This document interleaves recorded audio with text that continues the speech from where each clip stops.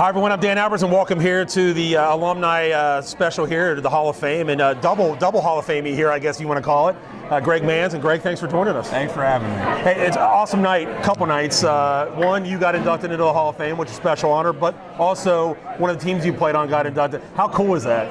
Yeah, I think it's really neat because, Andrew and I both got inducted. The 07 team, which is really cool, seeing all the guys. And even, also Mrs. Bailey, who was super important to me in my high school life. So it was really cool to be here and be a part of it. I didn't realize I texted Stan here the other day, and I was asking him, I said, broadcasting all these games, I wasn't real sure.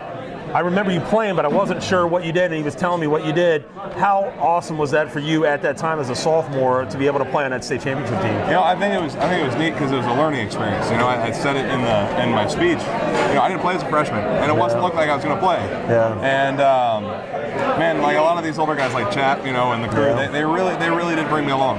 And I started the LaSalle game. Yeah. I played Winton Woods, the varsity game, and then broke my hand in the JV game. Oh, wow. So I missed 4 weeks, and it was sort of a hard time, but they did a really good job of keeping me involved and sort of building me, and it was really cool to be a part of it.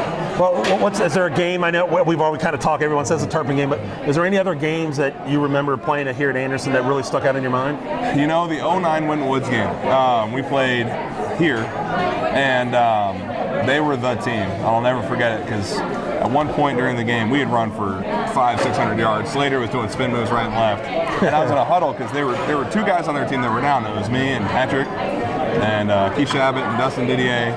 And I don't know if Ronnie was in there now. He was a sophomore. But I just remember I was sitting with those guys, and we had all sort of done it. We had gone from the sophomore sort of scrubs, and now we're the seniors, and we're running all over them.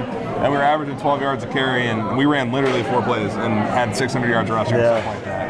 And they couldn't stop it, and we knew they couldn't stop it. And the rest of the year, I think they only gave up like 12 points a game. Right. They gave up like 56 or 63 to us, and I'll never forget it.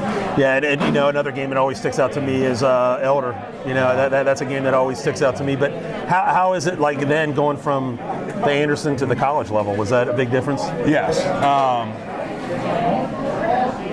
I'd say the biggest difference is, Coach Sanders said I was a young high schooler. Right. I wasn't the guy who was, super big and buff and ripped, and, I was the young kid who was figuring it out. And I'll never forget my first time in college, I pulled around on a power and spring ball and got hit by a guy named Archie Donald.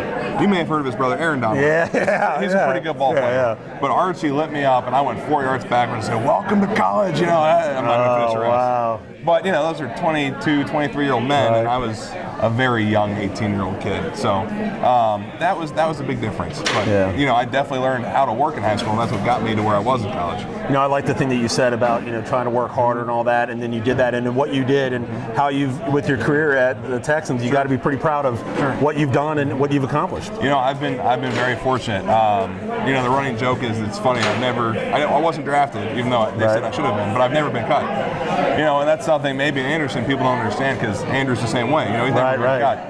But most, 90% of undrafted guys are on like 6 different teams their first 2 years. And we've both been fortunate. And I've been fortunate that I got an extension last year, so I'll be in Houston for 2 more years, which is nice. Great, I have camaraderie, I have friends. And it's sort of weird at the same time. We cut our first rounder the other day. So the only 2 people from our original 37 are Bernardrick McKinney, who's our second rounder, and me, the undrafted kid. Wow. And it's sort of weird. Crazy. When I go back in April, it'll be weird. Well, I'll tell you what, I appreciate everything you do here for Anderson, coming back and for the kids, and thanks for coming to the golf outing. Yeah. That's a big thing, and hopefully you can come back. Maybe you can come in June 1st. Hopefully. Okay, if you do, that'd be great. And we'll see. Hopefully. Fingers crossed. Well, it all depends on schedule. I don't know schedules until about a week before. So. Okay. Well, we appreciate everything that you've done for Anderson High School. Very proud of you, and we always like watching you play. So thanks again. Thanks, man. All right, that's Greg Mancz joining us. We'll be back with more interviews right after this.